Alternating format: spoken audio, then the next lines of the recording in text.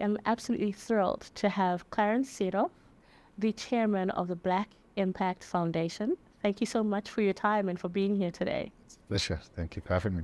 And, I'd love to just hear more about the work that you're doing with the foundation as well as the upcoming summit.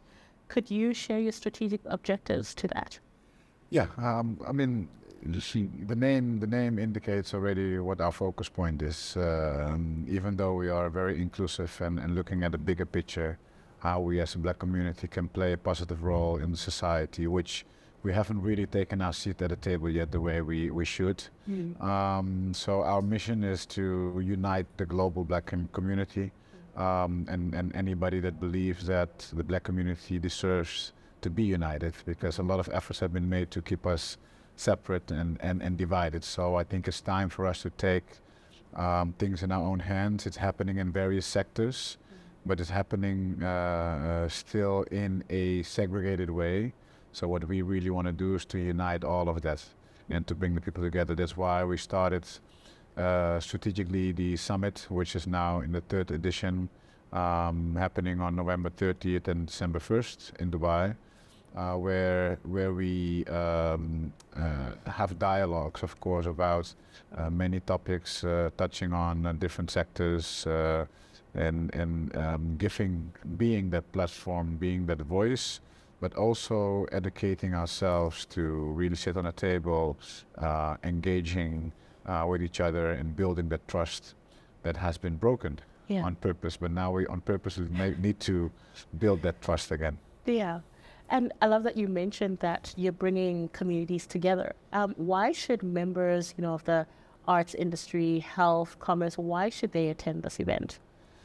Well, as I said, you just mentioned different sectors, right? And in each sector we have excellence. By fact, our summit this year is about Black excellence. And the thing is, we don't see always all the people of excellence of the different sectors. We don't have access, or people are being, kept a little bit in aside. From the platform they actually deserve. So instead of waiting for others to give the platform, we are creating it ourselves, celebrating those people, but also making sure that we can use them as mentors, we can use them as inspiration for the younger generation, and then connecting everything also back to Africa, which is the reason why, we are also here. That's true. And you mentioned that this is your third installment. What have you achieved from the first one?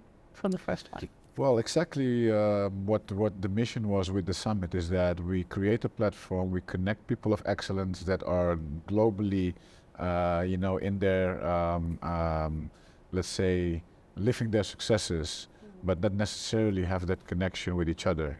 And that has been happening since the first summit. It was only virtual, lightly hybrid, but the second one was more hybrid. But from the first onwards, we had people that didn't know each other from different continents, from our community, starting to talk, doing business together, or starting to support, because sometimes it's not about business only, it's also about sharing knowledge, about giving opportunities. And that has been an ongoing process. We have been very picky with the people who want to get on board, because the mission is very clear. We don't look to have the outside change.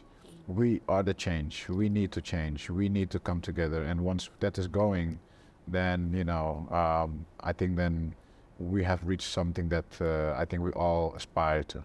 Yeah. Yeah. And you mentioned that you're bringing communities together, people who didn't necessarily get to collaborate before.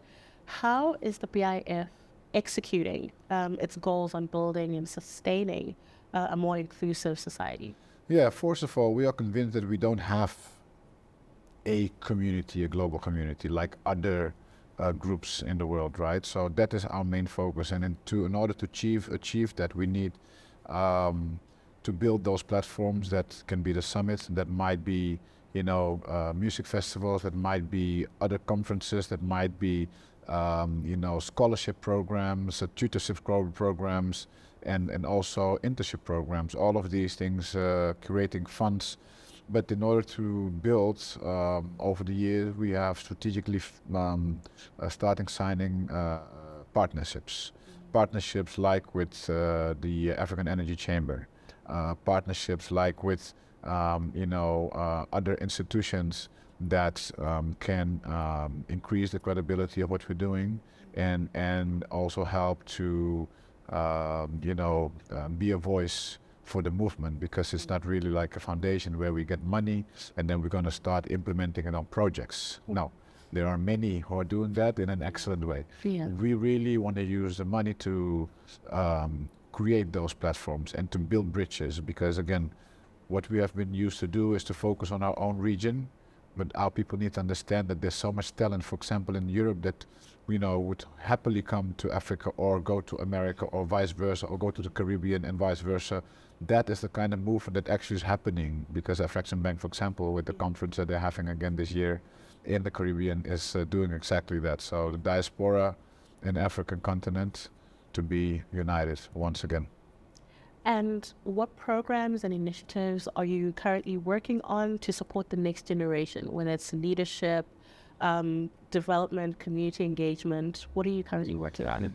Well, we have a particular vision on developing and connecting with the youth and the next generation, which is based on different pillars. We actually have focused on pillars that represent a sector, which can be energy, which can be education, which can be business, which can be politics, which can be fashion, you name it. In each pillar, we will provide like a very clear ecosystem where everything is in there. So from funding to scholarship programs, to internship programs, to tutorship, to mentorship, and then having commissions that are experts that can help grow that pillar. Because we believe that we need to get the people in a place where they can add value and they can feel it. So we are absolutely open for anybody, and we can find a space for anybody to add value to what we're doing. Cool. And you're here at African Energy Week, looking at the context of this event. How is empowerment of the Black community tied to security and development, energy security and development? It's clear that the energy poverty that we all talk about, and that is clear in the mission. We all have a responsibility to contribute to that, whether it's to be a voice for that to happen, whether to be part of those decision makers who really can decide on things that will impact to achieve that goal. But I also would like to outline that we are the narrative already. We don't need to think about empowering. Yeah. It's about, when I heard about empowering women, no, we need to use the power of women, because we have already powerful women, but we need to create the platforms for them to bring their power on board. So rather than talking about empowering our people, is to really create the conditions to use their power, to use their talent, to use their creativity, to use their energy. Because at the end, when they ask me, what are you doing in energy? You're in the oil and gas business? No, I'm in the business of people. Yeah. Which is the best energy and the most important energy in the world. That's true. Good one. Thank you so much for your time. It's been amazing to speak to you. Thank you. you. Have a fruitful week. The same to you. Thank you so much.